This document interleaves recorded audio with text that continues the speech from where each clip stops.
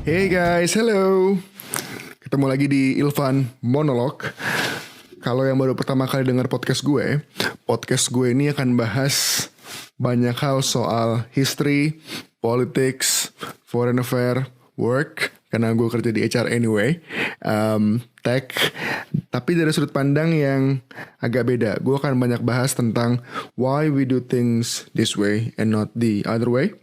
Dan podcast gue akan banyak mengupas hal-hal yang berbeda dan mengkritisi hal-hal yang kelihatannya biasa aja. Jadi iya ya, kenapa gak kayak gitu aja?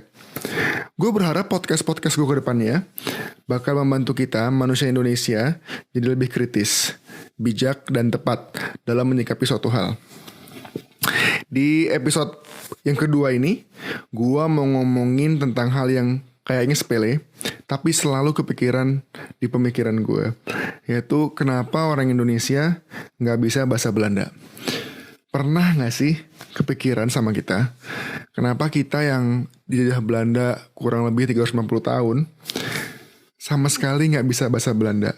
Atau at least kita sama sekali gak diajarin bahasa Belanda di sekolah. Pernah gak kepikiran kenapa gak kita kayak misalnya orang Meksiko yang bisa bahasa Spanyol, atau mungkin orang Brazil yang bisa bahasa Portugis? Dan pertanyaan berikut yang kedua adalah, coba deh lihat video-video di YouTube, interview dari para founding fathers kita gitu. Mereka juga berbicara dengan antara sama founding fathers.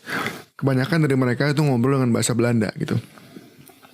Dan next questionnya adalah, kalau mereka bisa bahasa Belanda, kenapa kita sebagai generasi penerus juga tidak diajarkan bahasa Belanda? Apakah ini semata-mata karena anti-imperialisme, anti-kolonialisme, sehingga kita nggak diajarin tanpa peduli soal misalnya ada ilmu pengetahuan di sana, ada linguistic knowledge di sana yang perlu kita pelajari. Dan sampai hari ini tuh juga nggak berbekas gitu penutur bahasa Belanda di Indonesia. Kalaupun ada, paling mereka yang belajar bahasa Belanda secara profesional di kursus atau di kuliah gitu. Kalaupun juga ada, mungkin yang sekedar warisan dari omanya mereka. Tapi mungkin jumlahnya atau figurnya sangat sedikit. Dan gue juga honestly mikir bahasa Belanda juga gak sepopuler bahasa Inggris. Jadi orang gak terinsentif untuk belajar bahasa Belanda juga gitu. Dan mungkin lebih milih bahasa Inggris. Nah, sebelum kita ngeliat dengan detail, gue mau mengajak teman-teman untuk melihat kenapa. Tetapi sebelum itu, coba kita compare bagaimana style kolonialisme yang dibawa dari beberapa negara. Jadi gue mau coba bangun studi komparatif nih. Kita kan bandingin Prancis, Inggris, dan Belanda dalam beberapa karakteristik. Misalnya adalah apa tujuan dari penjajahan mereka, metode edukasi, tingkat asimilasi budaya, dan apakah ada bahasa lain yang jadi bahasa pemersatu di tanah jajahan. Menurut gua paling nggak 4 hal ini yang bisa menjadi komparator yang cukup objektif terhadap kesimpulan kita nantinya tentang topik kita. Nah, pertama coba kita bahas Prancis. General trivia, profile singkat, let's go with this. Prancis, mereka mulai kolonialisme di abad 16 sampai tahun 60-an. Mulai dari North Africa, West Africa, terus juga ada di Asia, terutama di Vietnam. Dan Prancis ini, by the way, mereka adalah empire terbesar kedua setelah Inggris di masa jayanya, sebanyak kurang lebih 150 juta orang di tahun 1920-an, dan tanah jajahannya sekitar 13 juta kilometer. Wow, gede banget ya. Ya lebih gede lah dibandingkan Sunda Empire yang belakangan lagi populer. Jauh, jauh lebih gede ya. Nah, kita lihat dulu secara umum apa sih tujuan penjajahan. Secara umum tujuan penjajahan pasti adalah untuk mengambil benefit dari negara jajahannya, baik itu raw material, trading, atau mungkin manpower. Tapi masing-masing punya tujuan yang spesifik untuk negara jajahannya. Prancis misalnya selain hal yang gue sebutkan di atas, punya tujuan besar, yaitu, pardon my French, mission civilisatrice atau civilizing missions. Intinya adalah membuat orang-orang yang dulunya nggak civilized menjadi civilized dengan budaya Perancis dan bahasa Perancis. Nah, di tahun 1884, salah satu orang yang paling kuat mendukung kolonialisme di Perancis yang namanya Jules Ferry, dia bilang, bagi Perancis ini adalah sebuah responsibility karena high race atau ras yang lebih tinggi harus membantu untuk mengedukasi dan mencivilize lower race. Oke, agak doji. Tapi ini sebenarnya yang menjadi doktrin utama bagi Prancis di tanah jajahannya. Ini terlihat sangat racist gitu, tapi kita juga harus put the context ini di abad ke-17, 18, di mana saat itu memang kolonialis ini sangat menguasai dan hampir terjadi rasisme di mana-mana gitu. Nah, salah satu kebijakan Prancis di tanah jajahannya adalah keharusan menggunakan bahasa Prancis di sekolah-sekolah dan penggunaannya yang besar-besaran. Mereka pernah berusaha untuk menggunakan bahasa lokal sebagai salah satu bahasanya, cuman nggak begitu berhasil gitu. Nah, ada dua hal penting yang menjadi tujuan utama kenapa bahasa Prancis digunakan secara masif. Yang pertama tadi, yang harus kita jadikan sebagai poin utamanya mereka adalah mission civilisatrice atau civilizing mission. Intinya, dengan mereka bisa berbahasa Prancis, mereka menjadi lebih beradab, mereka menjadi lebih berbudaya. Seperti itu. Salah satu quote yang menurut gue cukup menarik tapi juga miris, dari jurnal Charton tahun 1930 page 11. Mereka bilang, karena orang-orang Afrika dianggap tidak mampu mempunyai budaya intelektual mereka sendiri, maka Prancis harus membawa orang-orang Afrika menuju modernitas dengan memberikan bantuan kepada orang-orang lokal dan membawa orang-orang Afrika terhadap French consciousness. Wow, how proud they are with their own culture. But that is shocking, right? Can you imagine gitu. Jadi intinya adalah orang Perancis itu percaya bahwa culture mereka lebih superior terhadap culture negara jajahannya, dan mereka merasa ada kewajiban untuk membawa orang-orang Afrika tersebut menjadi lebih modern dan menjadi melek budaya Perancis gitu, yang mereka anggap lebih superior dibandingkan budaya lokal Afrika. To me, that's very shocking. Dan coba dipikirin teman-teman, budaya lokal kita misalnya dianggap tidak sesuperior budaya Barat. Tentu nggak sekarang, tapi zaman dulu. Dan itu menjadi hal yang lumrah dan menjadi justifikasi bahkan bagi adanya kolonialisme. Mereka bilang, gue datang ke tempat lu bukan hanya untuk menjajah. Oke, adalah menjajahnya, ambil uang dikit-dikit, tapi juga membawa kalian menjadi lebih beradab. How good it is. But you know all the results. Yang kedua adalah bersifat ekonomi. Karena dengan bisa berbahasa Prancis, ini akan meningkatkan skill worker yang pada akhirnya akan membantu perekonomian bagi pemerintah kolonial. Salah satu quote yang menarik ini dari Antonetti tahun 1925, yaitu adalah dia gubernur jenderal dari sebuah wilayah di Prancis. Dia bilang adalah, karena mereka bisa berbahasa Prancis, mereka akan menjadi waiter yang lebih loyal, menjadi supir yang lebih baik, menjadi pekerja kasar yang lebih baik.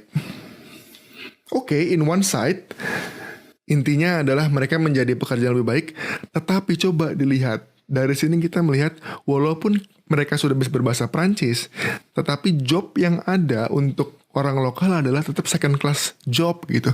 Second class citizens, yang mana sangat susah untuk menjadikan mereka sebagai first class job gitu. Tetap aja ada diskriminasi dan rasialisme di sini. Nah, menarik untuk melihat tadi dari Perancis. Nah, sekarang coba kita lihat Inggris. Inggris again menjajah sejak abad 16-an sampai median tahun 1960-an. Pada masa kejayaannya, British Empire ini adalah kerajaan yang dijuluki Where the Sun Never Set, di mana matahari tidak pernah terbenam, karena kejayaannya ada dari ujung barat bumi sampai ujung timur bumi, ujung utara, ujung selatan gitu.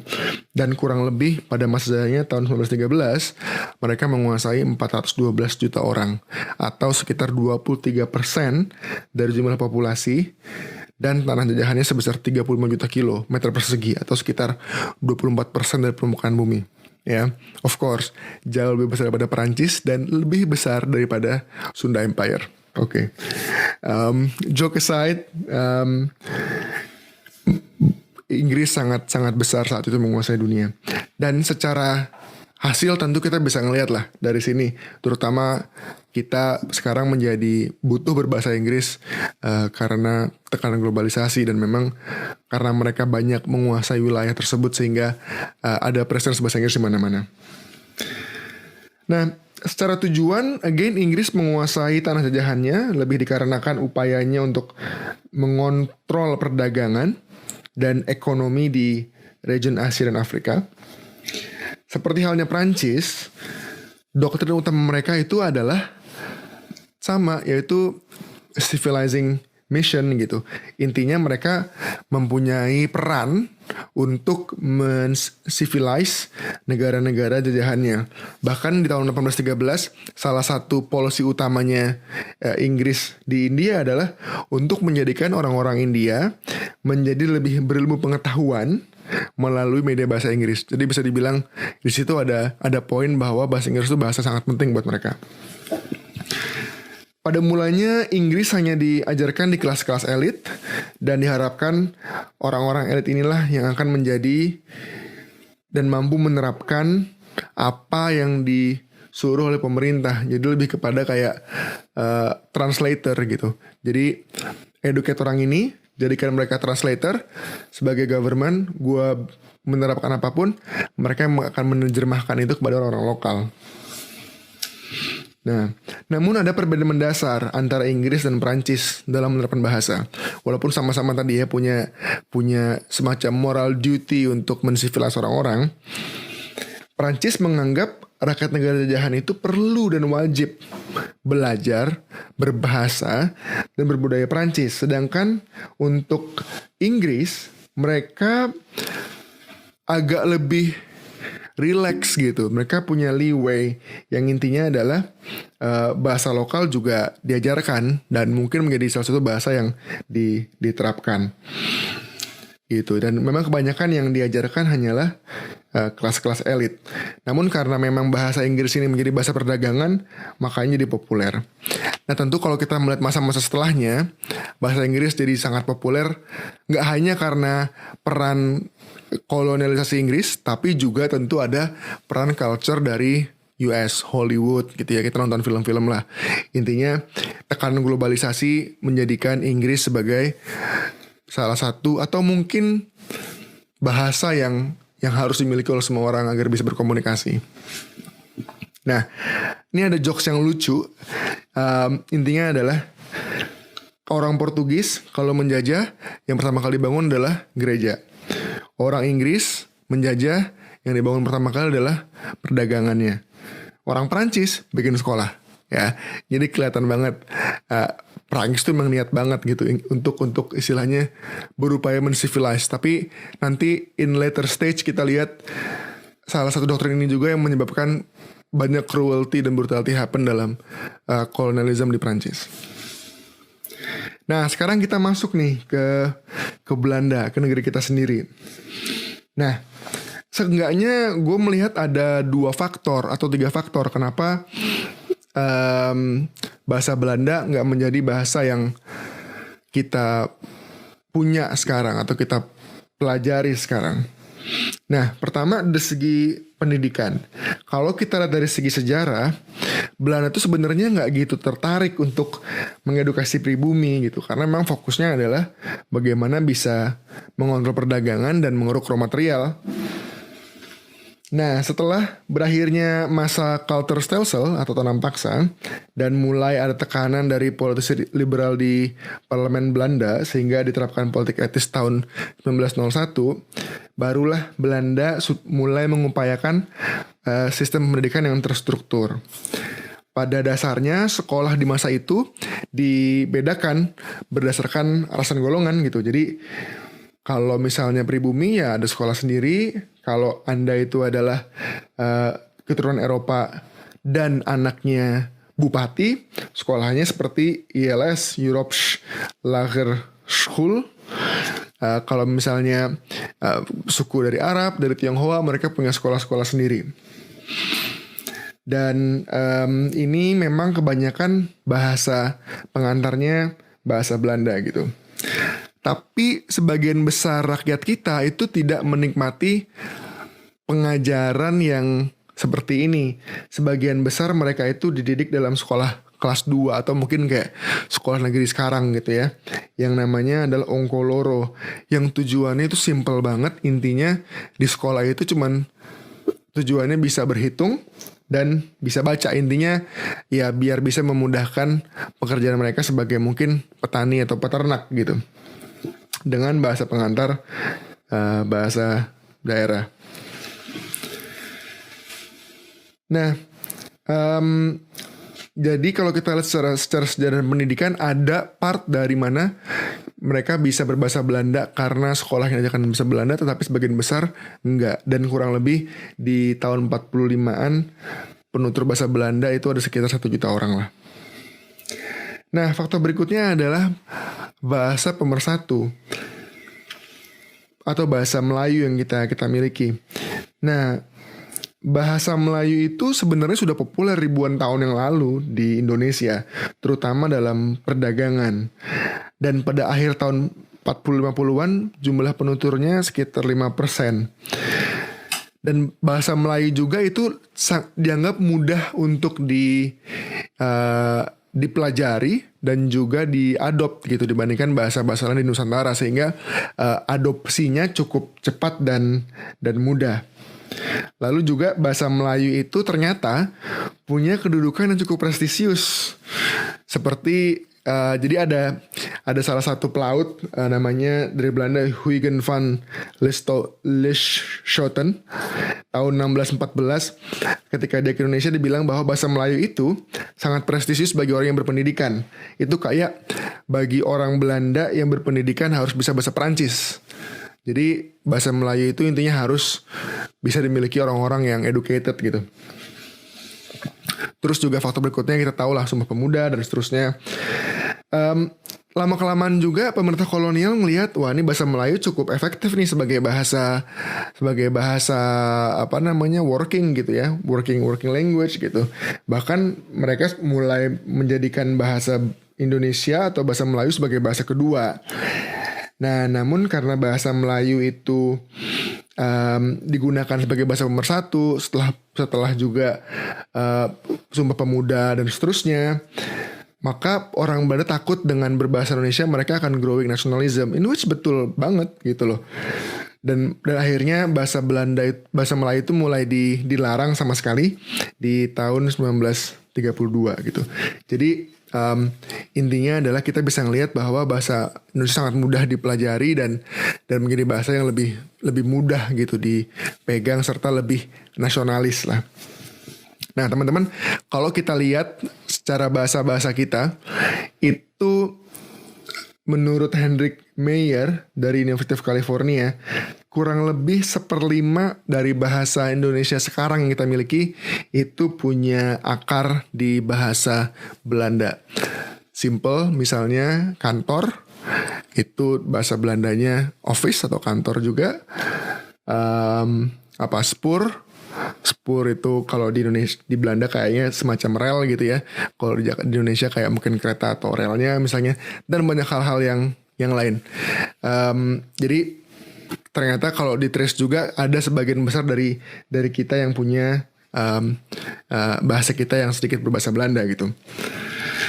Nah, post-colonialism, bahasa Belanda juga nggak menjadi populer juga gitu. Pertama, of course, growing anti-colonialism gitu. Terutama setelah Belanda mulai masuk ke kita, agresi pertama, kedua, dan seterusnya.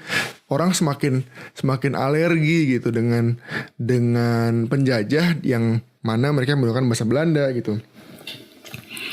Jadi sudahlah, di-ditch gitu ya. Yang kedua juga, ini yang penting, Dutch itu bukan global language, beda dengan Inggris. Maka menurut salah satu peneliti, mereka bilang bahwa Indonesia itu lebih mudah menghilangkan bahasa Belanda ketimbang India atau Malaysia atau Singapura, karena bahasa Belanda bukan bahasa dunia. Sementara bagi India, bagi Malaysia, bagi Singapura, walaupun mungkin mereka nggak suka dengan imperialisme gitu, tapi mereka mau nggak mau harus bisa bahasa Inggris, karena at the end of the day ya Inggris dipakai di seluruh dunia gitu. Jadi mereka punya insentif untuk belajar bahasa penjajahnya, secara kasarnya begitu. Nah, tapi ini yang harus kita coba kritisi juga gitu. Elit kita itu menggunakan bahasa Belanda pada zaman dulu untuk berkomunikasi dalam keseharian, dan disinilah menurut gue kenapa gue pikir mereka juga perlu mengajarkan kita bahasa Belanda, karena itu ada dua hal. Yang pertama, at least kalaupun bahasa Belanda nggak jadi bahasa nasional, ini gue nggak setuju, mungkin jadi bahasa kedua atau mungkin jadi bahasa ketiga gitu. Yang pertama adalah historical ties. Ada banyak banget bagian dari sejarah kita, dokumen-dokumen, tulisan, manuskrip, yang sistem hukum segala macam yang berbahasa Belanda. Dan dengan ketidakmampuan kita berbahasa Belanda, kita miss banyak banget bagian dari sejarah kita. Ketidakmampuan kita bahasa Belanda juga menyulitkan kita untuk akses pengetahuan dari Belanda. Padahal secara effort mungkin lebih mudah belajar bahasa Belanda dibandingkan belajar bahasa Inggris. Kalau Belanda jelas di zaman itu penuturnya ada sekitar tadi dibilang 1 juta orang gitu. Jadi kalau mau bangun dan kita juga bisa tinggal copy paste sistem pengajaran bahasa Belanda dari kolonial, tentu dengan hal lebih bagus ya, dibandingkan dengan bahasa Inggris yang mana kita sebenarnya juga tidak punya histori apapun dengan Inggris, kecuali ya biar bisa ngomong sama bule lah atau lebih globalisasi gitu ya. Jadi ada poin yang gue rasa kita miss banget nih di sini gitu. Yang kedua, kita menghilangkan kesempatan untuk menjadi multilinguist. Dan ini yang gue rasa miss banget. Coba bayangin, kalau kita bisa bahasa Belanda, atau minimal ngerti-ngerti dikit lah, at least kita sekarang bisa minimal 4 bahasa, dan kita udah sangat multilinguis gitu. Kita bisa bahasa Indonesia, kita bisa bahasa daerah kita sendiri, which is we are very proud of it. Kita juga bisa bahasa Inggris, dan kita juga bisa bahasa Belanda. How cool and how amazing we are. Jadi ada kesempatan dari menjadi multilinguis ini yang menurut gue hilang. All for all, I'm super proud to have bahasa Indonesia sebagai bahasa negara kita, dan ini harus kita terus lestarikan. Sampai jumpa di podcast gue berikutnya. Stay kritis, stay think ahead, and ciao, bye bye.